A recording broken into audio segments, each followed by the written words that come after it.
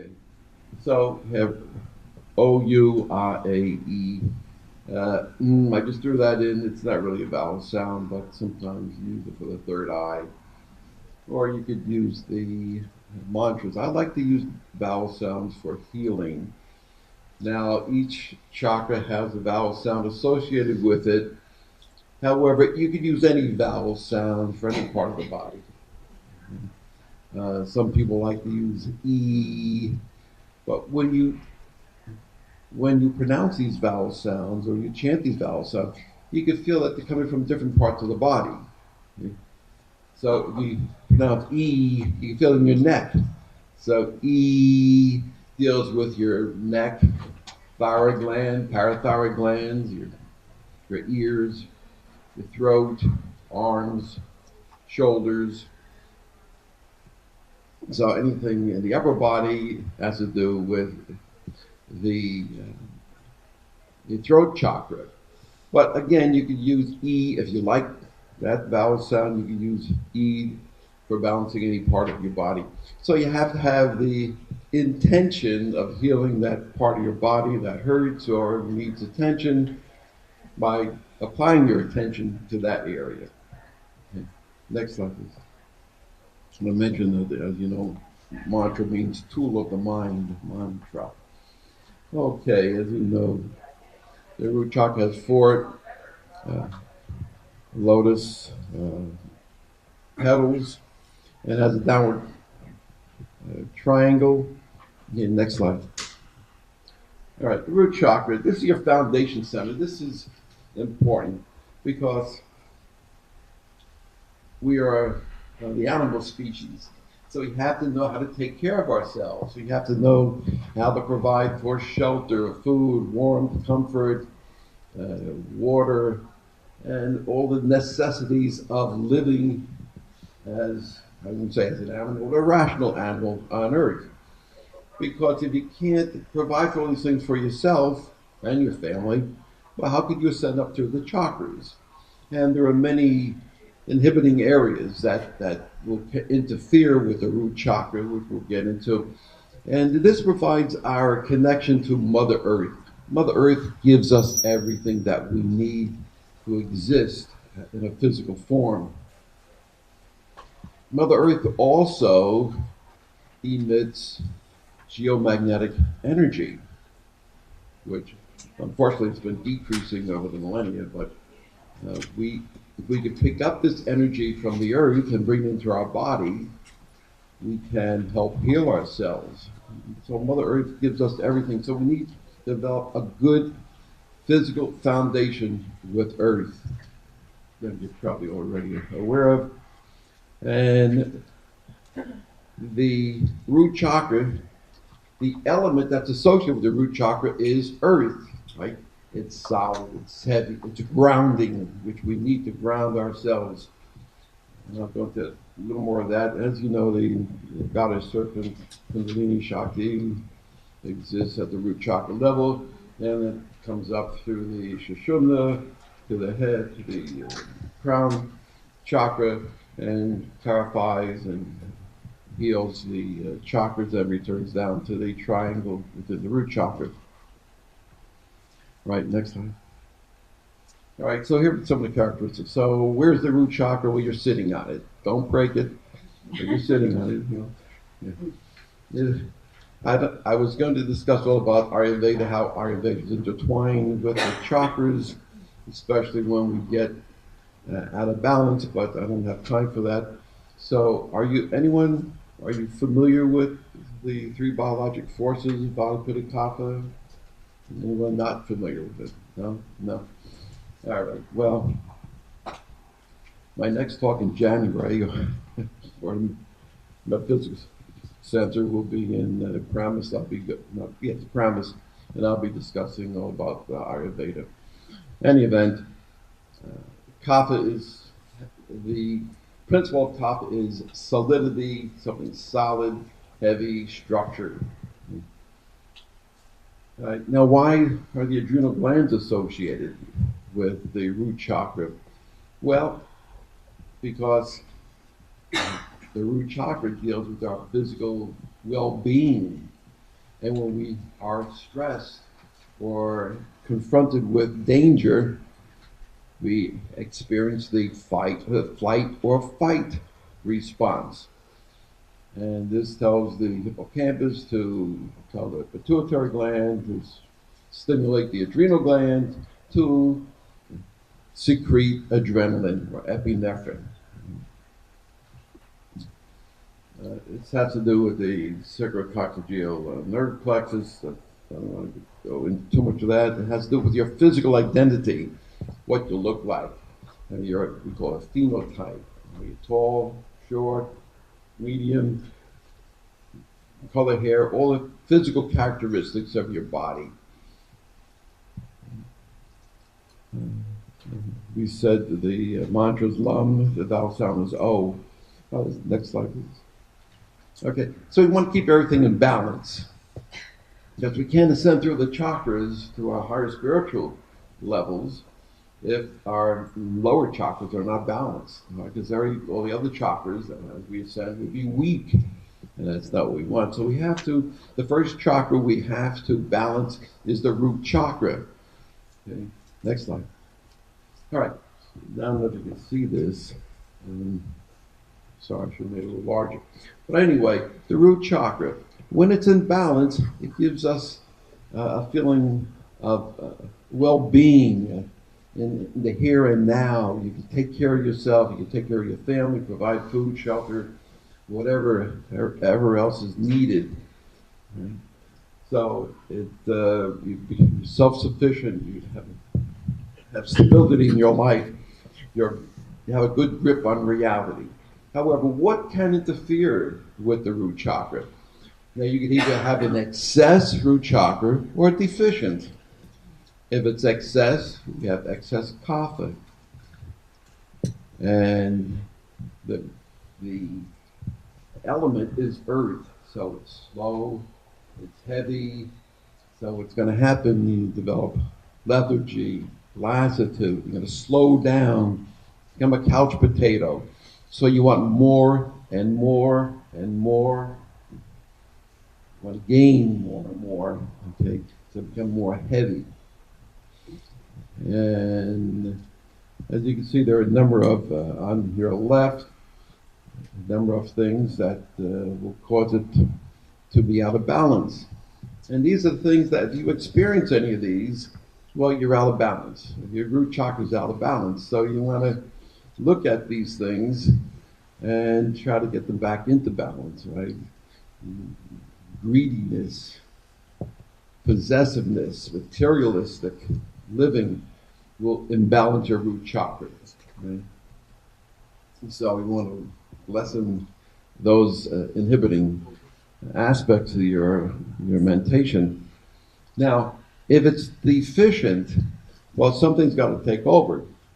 Well, you have deficient kapha, vata takes over. Your vata, mental dosha occurs under stress. So what happens when vata is stressed? Vata is light, it's airy, right? Flighty. So we become nervous, anxious, maybe depressed. But the major inhibitor of the root chakra is fear. Fear probably is the worst emotion that there is. And from fear comes other emotions like anger, violence, hatred. If you fear something. So we have to overcome fear. Now, there are a number of exercises we can go through to overcome fear. And I don't really have much time now to go through it. But these are the major deficiencies that occur in poor root chakra. So you have to overcome fear. Next slide, please. All right, fear is the most destructive of all the emotions that there are. Okay? Some people say fear is the opposite of love. It certainly inhibits our ascension through the chakras. It's most damaging. Fear and anxiety are born out of attachment for our desires. So we want something, but we're afraid that maybe it won't occur. So we become fearful. As my dear mother used to say, man proposes and God disposes. So you can make plans, but we're always afraid that maybe something's going to occur. You always have that fear. Sometimes it's warranted, sometimes it's not warranted. But you live with fear, but don't let it interfere with your life. Right? So fear is very, very important to remove, to expunge from your mentation, your mental dosha. Okay, next slide. All right, at this point, I was going to go through I don't know how much time, a root chakra meditation, but since we're taping, it may not be the best time to do it. Put everybody to sleep and then the camera turn off. All right, next slide, please. Okay, next slide. Svadhisthana. All right, that's the second chakra. Svada comes from svada, which means to sweeten. Has 6 lotus petals. And, it's our vitality center. All right, now we have a basic foundation on Earth. Okay, now we know how to move around on Earth, how to take care of ourselves, how to take care of our family, get a job, provide for yourself and your family. But there's got to be more to life than that. Right? We need a little pleasure in our life. So this is the sensation center. This is your emotional identity. It gives you, it makes life worth living. So you have to have some happiness, some excitement, some passion in life. So this is the second chakra, the sacral chakra. Next slide, please. All right, this deals mainly with with all the chakras, we have endocrine glands that are associated with them. We have elements associated with them. I don't know if you're aware, but in Ayurveda, there are only 5 elements: earth, water, fire, air, and ether, or space. So, and it goes from the heaviest, or most dense, to the lightest. So the denser elements are in the lower chakras. Now we saw that the root chakra was associated with the element earth. Now, the second chakra gives us a little more flexibility, a little more latitude. The element is water, so it's not so confining. So we have a little more latitude in our life. Okay. Now, the element is guilt. The inhibitor, or the demon, if you will, is guilt for this. So you're out having a good time while your spouse is home, slaving, cooking, or whatever, and say, yeah, I feel guilty, I'm out, but sometimes even guilt can be a lot worse than that. Okay, next slide. Okay, so when the sacral chakra is in balance, if I get your way right now. Am I okay here? Okay, good. I better stay over here. All right, so it gives us a zest for life. It gives us some passion in life. Makes life worth living. Some people say that it's a 6-year-old child in all of us that wants to get out and play and have a good time. So it has to do with more graceful movements, because the water can be very graceful. And it also gives us the ability to change. You can embrace change, enjoy pleasure, have fun without guilt. Gives us some emotional flexibility, as I mentioned. Gives us sexual balance in life. Next slide. Okay. Now, there's too much, or excess sacral chakra, which is increase in kapha. We become have emotional instability. But here's where the addictions lie, right? Smoking, drinking, drugs, eating, all these things. So if you smoke too much, you drink too much, well, your second chakra's out of balance. So you have to bring that back into balance. See, it's all balance. You know, in life, everything's got to be in balance. in harmony with nature. So,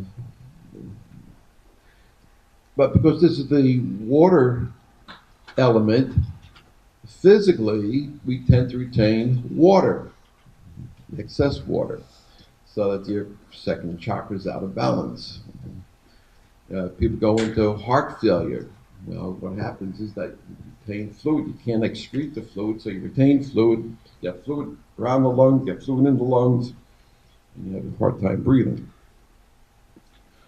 So it not only if these chakras are affected physically, mentally, but also physically. Okay, next slide, please. Right. Now, for deficient chakra, your fear, again, here's where fear comes in. We have fear of change. We have a rigid behavior. Right? The fluidity in our chakra system becomes frozen. So you lose that fluidity. We have lack of desire, lack of passion, lack of excitement. No fun to be with. So, again, the frigidity feels unwarranted guilt, too guilty. They also have pain, low back pain, urinary tract infections. Next slide, please. Okay, next slide. Manipura means lustrous gem. Right. It's our personal power center. All right, now we know how to exist on the earth. We can provide for ourselves, provide for our family. We know how to have a good time. But where are we going in life? Why are we here? What is your purpose in life? How do you get along? Okay, this is your ego identity. This is who you are. Emerson said, "Who you are shouts so loudly in my ears, I cannot hear what you say." So it's who you are. This is your identity. Where are you going in life? What is your career path? Your dharma. What are your goals? What are your desires in life? How are you going to pursue them? You want to pursue what your goals are, but unencumbered by emotions.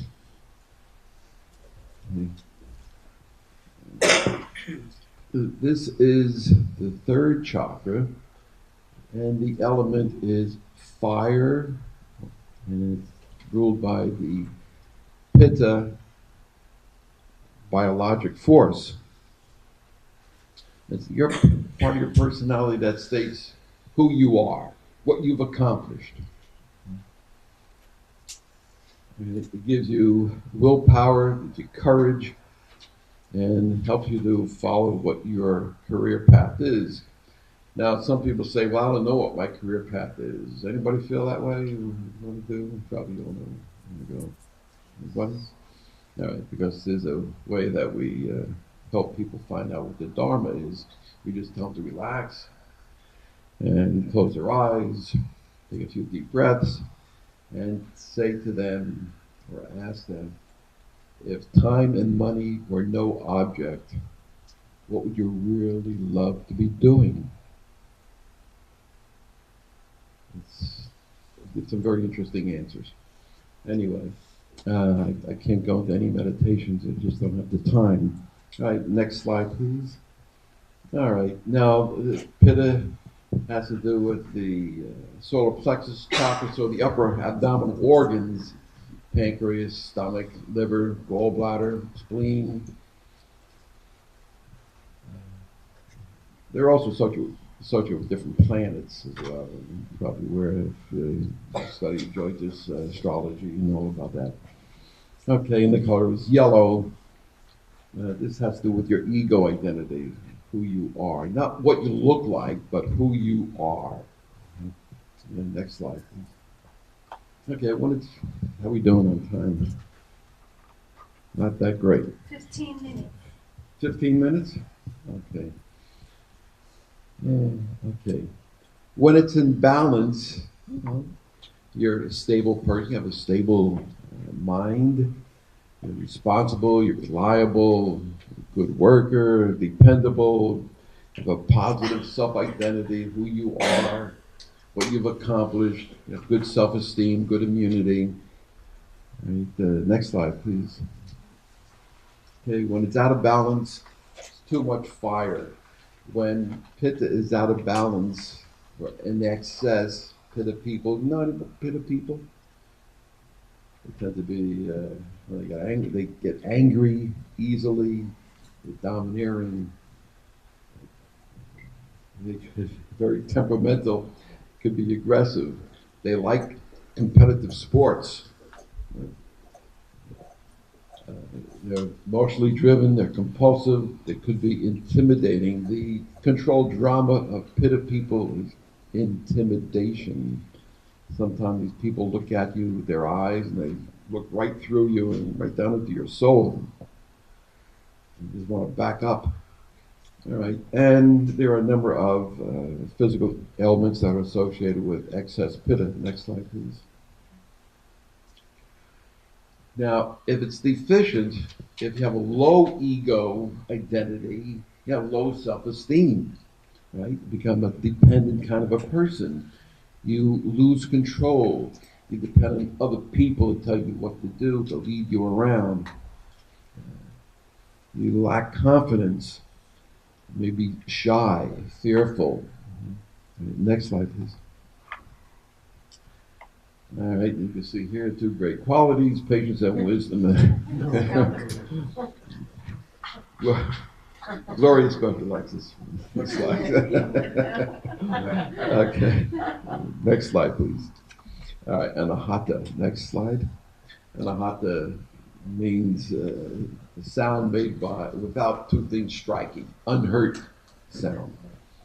And it has 12 lotus petals, just like on Valentine's Day, we give our sweethearts 12 roses, 12 petals. That's how I remember it. Okay. All right. If you have a balanced chakra, well, you're a loving person.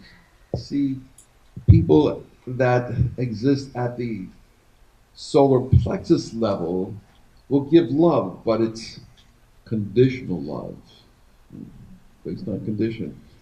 Heart chakra, and this is where Jesus expressed how we should live, is unconditional love. I love you, but I don't expect anything in return. I don't need anything in return, right? Forgiveness. Who's the first person you have to forgive? Yourself. You got to forgive yourself before you can forgive others. Say the Lord's Prayer and you find out. So we express sympathy, compassion, understanding, sharing, caring, all these wonderful virtues that we should practice. Okay. Next slide, please. Okay. And deals with the chest, the heart, lungs. I just want to mention when we chant the vowel sound, A, you can feel it in your chest. If you pronounce it out loud, you can do it. Try it. A. The harder or the louder you pronounce it, you can feel it in your chest. Right? So anyone who has lung problems, cardiac problems, and also what it does, it helps your immune system because your thymus gland is in your chest. So that's very, very important for good immunity. So you can use that to build up your immunity as well. Okay, now the inhibitor of this chakra is grief. Grief. I think I'm more on, next slide please. Yeah. See, someone dies in your family close to you, a family member, a close friend, someone that you admire, it's going to produce grief. Well, you have to project some sort of sadness and grief, but it can build up too much. If it builds up too much, it affects your heart chakra, and your immunity. They reduce your immunity, and it can produce physical ailments as a result. So the other things it can produce is fears, again, because this is value, loneliness, isolation, commitment, intimacy, betrayal. You get to come home and your wife says, honey, I want a divorce, I don't love you anymore. What? You feel betrayed. And that's going to produce some sort of grief and sadness and sorrow and affect your immune system. All right, next slide, please. So, how are we doing? Did we miss something? Yeah, deficient. Okay. Now, the heart chakra may be deficient. Now, what happens with these chakras as they're spinning, normally they should spin in a clockwise fashion. But they can spin the opposite way, they can spin erratically, or they can have no spinning whatsoever. So what I'm trying to say is, if you have these abnormal or these negative emotions, they're going to prevent you from ascending up to your chakras. So you have to review your life and your feelings and try to remove them as much as possible. And then at the bottom one is Schadenfreude. Schadenfreude, you know what that is? Was ist das? Was ist das, Schadenfreude? It's joy over other people's misfortunes. Mm-hmm. Yes. Yeah, but that doesn't pertain to any of us. Next slide, please. Next slide. Vishuddha means purification, the purification center, and all the chakras, as they ascend, have to go through the neck, which is the narrowest part of your body, and it filters out, it's supposed to filter out these negative emotions, and also coming down spiritually. Anadaya Judah, in her chakra program, she talks about two channels that run through the body. One is the channel of liberation, going from physical to the spiritual. And the other channel is coming down from the spiritual spirit, rooting down into matter, and has the channel of manifestation, physical manifestation. So they all have to pass through the Vishuddha purification center. It has 16 petals. The 16 petals, as you know, represent the 16 vowels in Sanskrit. There are 32 consonants, which are represented by all the petals, the lower chakras.